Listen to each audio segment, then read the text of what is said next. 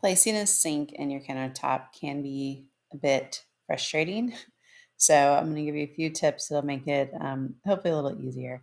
So you can find a sink. Make sure that you measure the size of your base cabinet, and then go smaller for your sink so that it will fit into it.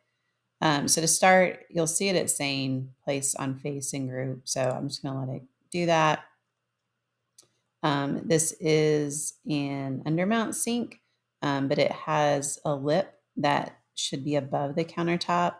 So what I want to do then is go in and I want to get it to move on the blue axis. You can see that lip is now showing. Once that's above it, I can then come into the bottom of this right here and then lower it again until it says that it's on the face. And sometimes you just got to kind of move it around. So it says on face. So now you can see just that top edge is showing. I'm going to look, just make sure looks like it's centered pretty good.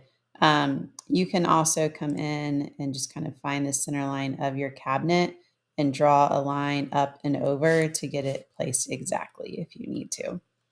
So once you have it placed, what you want to do is you want to get rid of this middle counter section. So to do that, I'm going to click into my countertop. And then the easiest thing to use is actually to draw a square or a rectangle in here. It's not going to be exact, but it's going to get you close enough. So I'm going to come into kind of this far corner, and then I usually will rotate it so I can again get into this corner. And you want it, you see how it's staying blue. If I move it around, how it kind of flips on me. So you want to make sure it stays blue. And then I'm going to zoom out.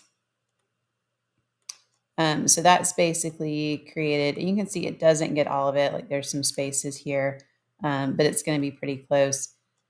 The more modern kind of square sink that you can get, the easier it'll be. So now I'm going to click in that and just hit delete. Lots of times you'll have to hit it twice to get all of it, but you can see now it's showing the inside part of my sink. And again, you've got these pieces. You can come in and clean that up if you would like. The tricky thing is making sure that you are staying on red and green axes as you're drawing that. So that's why you can't really like come across at an angle because it just doesn't work exactly right. But you can come in and draw rectangles and kind of get progressively larger or smaller with those rectangles to so you can clean that up. And then you can find your sink faucet. There's one right here. We'll just go ahead and use this. And this is quite a bit easier to place. So this one you are going to want to place it on the group or on the face, sorry, and it will go there.